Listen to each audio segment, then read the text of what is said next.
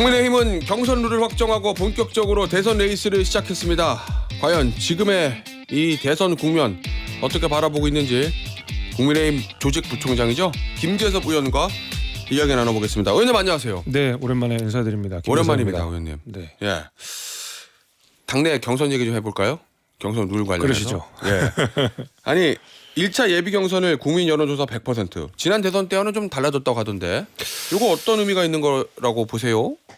저희가 탄핵 이후에 예. 어떤 국민들의 많은 지탄을 받기도 하고 또 우리 당원들 중심으로만 그리고 예. 우리 당 안쪽으로만 계속 지지층들 챙기는 모습들을 좀 보여주니까 민심과 괴리되는 이야기들이 많이 나오는 거 아니냐 예. 이런 지적들이 많았고, 그렇기 때문에 우리가 민심을 확 열어서 좀 국민들이 그래도 국민의힘에 한번 관심 가질 수 있도록 하는 장치가 필요하지 않겠느냐, 아마 이런 문제의식으로 예. 국민 경선 100%로 1차를 열은 것 같습니다. 근데 어쨌든 역선택 방지 조항은 들어가 있는 거죠. 그리고 제일- 부당층하고 국민의힘 지지층 사이에서의 여론조사인 거죠. 사실 제일 불만은 이제 그거여서 제가 이제 알아보니까 저희 선거관리위원회에서도 예. 이번에 역선택 방지를 좀 빼자 이런 논의가 굉장히 많이 나왔답니다. 예. 근데 결정적으로 그걸 불가능했던 것이 예. 당시 이제 지난 다 기억하시겠지만 김기현 대표 때 당원 100% 예. 룰이 들어갔던 때에 당원 당규가 개정이 되면서 국민의힘 내지는 무당층까지만 투표를 할 수 있도록 경선의 방식이 좀 바뀌었던 것 같아요. 예. 여론조사의 방식이 좀 바뀐 것 같더라고요. 예. 근데 사실 이게 계속 우리 발목을 잡는 게 뭐냐면 이번 대선이 이재명 대 이재명의 선거라고 늘 많이 부르지 않습니까? 예. 이재명이냐 아니냐의 싸움인 건데, 그러면 이제 국민의 입장에서 조금이라도 승리 가능성을 높기 위해서는 반 이재명 연대를 폭넓게 구성을 해야 되는데 예. 아니 이 선거에 참여할 수 있는 사람들은 국민의힘 내지는 무당층이거든요. 가능성은 매우 낮지만 개혁신당 지지자 예. 일부, 그다음에 하물며 정의당 지지자 일부, 예. 그 민주당에서는 상당히 많은 분들이 그 국민의힘 진영에서 내놓은 후보를 찍을 수도 있는 건데 예. 이분들의 경선 참여를 제한한다는 면에서 사실 이번 선거 구도와 우리 당원 당규가 좀 일치하지 않는 면이 저는 매우 아쉽습니다. 그러면은 반 이재명 연대를 할 필요가 있는데 그게 잘 안 될 수도 있단 말씀이시군요. 이번에 룰대로 하면. 그러니까 반 이재명 정서가 있는 분들이 이번 저희 경선에 적극적으로 참여하기가 좀 어려운 예. 구도다라는 것을 부인하기는 어렵죠. 알겠습니다. 경선 룰 하나 더 이번에 문제가 됐던 게 최종 지난 대선 때 4명이었는데 이번에 네. 2명 양자택을 한다는 거잖아요. 예. 당에서는 보니까 이게 흥행의 요소가 될 수 있다 이렇게 얘기하는 것 같은데 반대하는 주자들은 찬탄 반탄 나눠가지고 두 사람이 붙으면 당 화합이 되겠냐. 경선 끝나고 나서 화합하는데 오래 걸린다. 뭐 홍준표 대구시장 이렇게 얘기하더군요. 의원님 어떻게 보세요 이거? 근데 홍준표 시장이 반탄인지 찬탄인지 잘 모르겠습니다. 그래요? 그리고 명확하게 구분되지 않는 후보들도 많고요. 예. 저는 사실 그거보다는 예.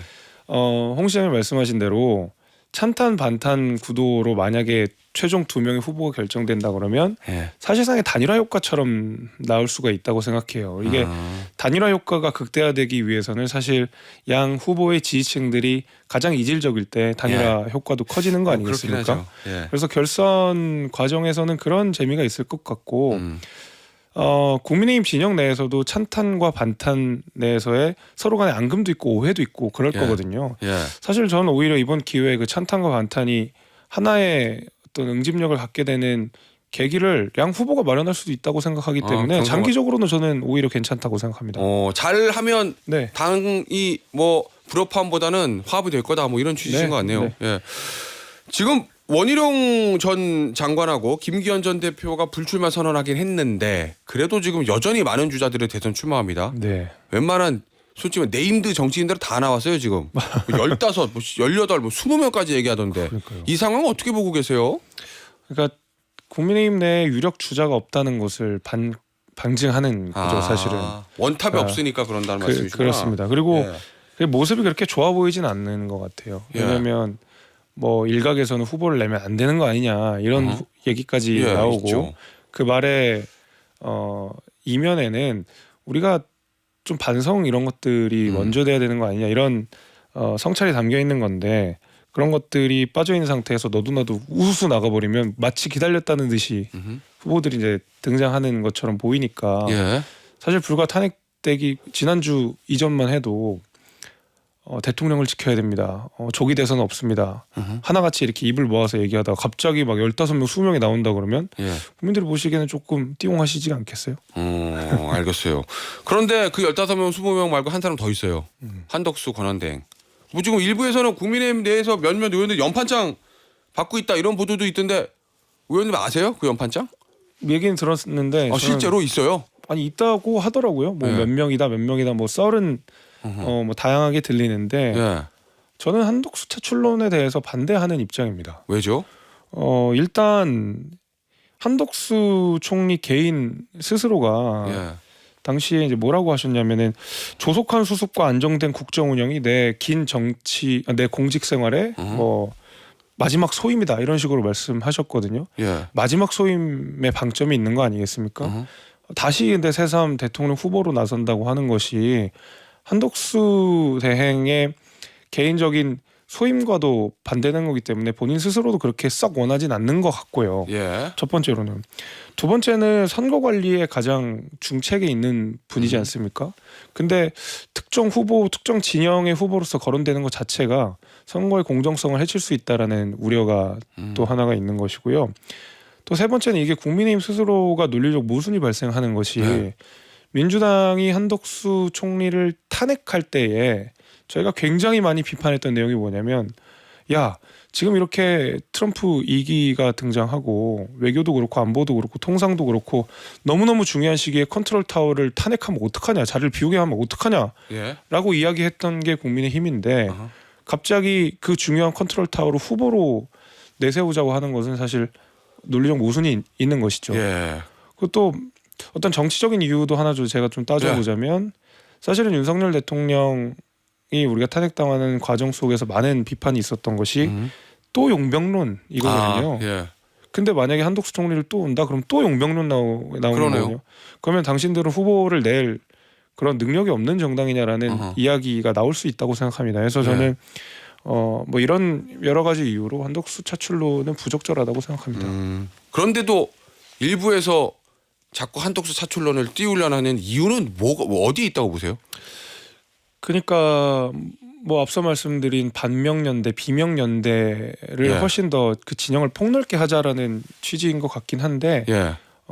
그런 것도 중요하지만 지금 대한민국이 위기에 그러니까 위기 상황에서 컨트롤 타워가 얼만큼 중요한지를 생각하면 뭐 그렇게 적절하진 않은 것 같습니다. 알겠습니다. 의원님 페이스북에 글 쓰셨잖아요. 네. 야 이거 화제가 많이 됐던데. 일단 하나씩 보겠습니다. 해석을 좀 해보죠. 저자 직강입니다 이거. 그렇습니까? 일단 부정선거와 계몽령의 광기 속에서 칼춤을 추며 당을 위기 속으로 몰아넣은 사람들이 있습니다. 이거 누구예요? 뭐 다 아시잖아요. 저 몰라요. 예. 제가 여기서 저자 직강이니까 예. 좀 한번 설명을 좀 드리겠습니다. 제가 탄핵에 반대하는 사람들이 당을 위기 속으로 몰아넣었다고 표현하지 않았습니다. 뭐라고 얘기했냐면 부정선거와 계몽령의 광기라는 표현을 썼거든요. 탄핵 반대한 분들 의원들보다는 좀 범위가 좁네요. 아니 탄핵 반대 저는 탄핵 찬성 입장이었고 탄핵 반대에 대해서도 예. 못마땅하지만 그거보다 더 정말 안 되는 거는 예. 부정선거와 계몽령이라고 하는 말도 안 되는 얘기에 뭔가 계속 그 광기를 말하자면 즐기고 예. 그걸 오히려 더 선동하고 하는 몇 분들이 계셨거든요. 예. 반탄이 문제가 아닙니다. 이거는 예를 들면 우리가 사상의 스펙트럼 뭐 그다음에 생각의 어떤 베리에이션을 굉장히 자유롭게 둬야 되는 게 정당이지만 예. 사실 부정선거와 계몽령은 이거는 생각의 차이의 영역이 아니잖아요. 사실이 아니고 예. 또 납득될 수 없는 내용들이기 때문에 예. 이런 이야기들을 했던 뭐 분들이 좀 있는 것 같습니다. 이분들은 그렇죠. 예. 탄핵 선고 이후에도 탄핵당한 대통령을 득이 없고 자기 정치를 하는 무책임한 중진의 의원은. 이 글을 쓴 이후에도 몇 분이 또 그러고 계시는 것 같더라고요. 관저에 들어가시거나 예. 대통령의 어떤 말하자면 그 지지를 받아서 예. 정치 활동을 이어가려고 하시는 분들이 있는 것 같더라고요. 네. 예. 매우 부적절하다고 생각합니다. 매우 부적절하다. 자, 그러면 관저에 들어간 의원들 얘기 좀 해보죠. 나경원 의원 관저에 불러서 대선 출마를 고려해달라 이렇게 했다고 보도가 돼 있던데 이거 어떻게 생각하세요? 대통령이 나경원 의원에게 자 나라를 구해야지 대선 한번 나가봐 이렇게 얘기했다는. 이게 대통령이나 나경원 대표 스스로에게 도움이 되는 일인지 모르겠습니다. 왜죠? 지금 이번 선거를 윤심으로 치를 수 있는 선거가 아니지 않습니까? 예. 어떻게 하면 그 소위 말하는 윤심에 대한 뼈저린 성찰이 있느냐가 전 이번 선거 특히 이제 국민의힘 경선에서 가장 중요한 포인트였다고 예. 생각하는데 예. 다시 한번 윤심을 가지고 와서 어떤 정치적 자산을 형성한다는 것은 어허. 동의하기도 어렵고 예. 윤 대통령에게도 나경원 대표에게도 예. 도움이 안 되는 일이라고 생각합니다. 이철우 경북지사에게 화이트 잘하라고 그러면서 충성심이 중요하다 이렇게 얘기했다거든요. 그건 어떻게 보세요? 그 사실관계를 파악하는 것도 저는 예. 진짜 그런 말을 했는지도 모르겠고 했다면 예. 문제고요. 예. 왜죠? 아니 무슨 충성심을 이야기하는 겁니까? 국민에 대한 충성심이라면 제가 뭐 100번 이해를 예. 하겠습니다만은 예. 사람이 충성하지 않는 것으로 스타 검사가 됐고 어허. 대통령까지 이어진 윤석열 대통령이 새삼 충성심을 한 개인을 향한 충성심을 호소한다는 것은 예. 그가 쌓아온 정치적 노선과도 완전히 배치되는 일이고 지금 상황에서 이해할 수 없는 이야기라고 생각합니다. 어쨌든 의원님의 생각은 부정선거 개몽령 얘기하는 사람, 이 탄핵당한 대통령을 등에 업고 자기 정치를 하는 무책임한 사람, 징계 대상이고 제거해야 될 고름이다 이거잖아요. 그럼 어떻게 징계하고 어떻게 그 고름을 짜내야 돼요? 사실 이 표현을 쓴 것은 예. 제가 사실 표현을 되돌려 준 거긴 합니다. 아 탄핵에 찬성한 사람 고름이라고 그랬다. 뭐 그렇죠. 탄핵 찬성뿐만 아니라 예를 들면 예. 뭐 당과 당론에 반대하는 사람들이나 근데 그 당론에 반대라는 게 사실 뭐 찬탄 그러니까 탄핵에 예. 찬성하고 윤심과 거리를 둬야 되고 예. 뭐 이런 이야기들이 많았잖아요. 근데 그런 표현들이 있었던 걸로 기억합니다. 고름은 살이 되지 않는다. 아 맞아요. 예, 그런 표현들이 있었기 때문에 그러면 누가 고름이냐를 따져봐야 되는 거 아닙니까? 예. 저는 그런 의미에서 예. 또 징계하자는 이야기도 있었고 그래서 징계 대상이자 짜내야 할 고름이 누구냐라는 예. 반문을 그분들에게 드린 겁니다. 대선 과정에서 이 경선 과정에서 뭐가 정리 좀 될 거라고 보십니까? 어느 쪽에서 서로 짜내야 된다고 그러잖아요 지금. 이게 예. 제가 뭐 말씀드린 대로 찬탄과 반탄의 생각은 좁혀 나가야 되고 그것이 어떤 국민의힘 장기적으로 보수 정당을 분열 없이 가야 되는 중요한 기점이 이번 대선이긴 한데 예. 저는 부정선거 개몽령은 정말로 고름이라고 생각합니다. 그거는 없어져야 되는 일이고 예. 제도권 정치인들이 입에 담아서는 안 되는 내용이라고 생각하기 때문에 저는 뭐 새삼 개몽령이나 부정선거를 다시 언급하는 분들은 예. 당 차원에서의 징계도 필요하다고 생각합니다. 현역 의원인 경우에. 예. 알겠습니다.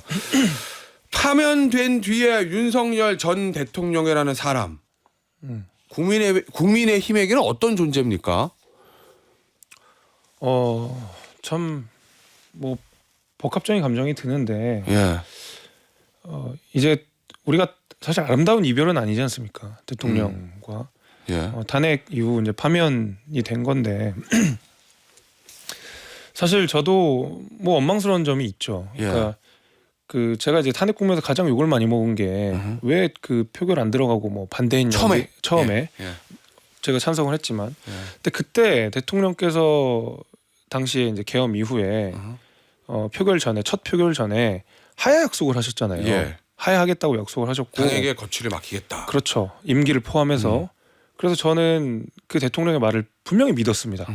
그리고 지금처럼 국론이 분열되지 않기 위해서는 대통령이 하야하는 게 맞고 하야할 때까지는 우리가 시간을 줘야 된다. 그게 그 탄핵소추안 부결이라는 방식으로 국민들의 지탄을 받더라도 대통령이 하야한다 그러면 그 시간을 벌어줘야 되는 거 아니냐라고 생각하고 그 첫 표결에 참여하지도 않고 반대를 한 건데 며칠 만에 불과 말을 뒤집어서 예. 나 하야 안 합니다. 아하.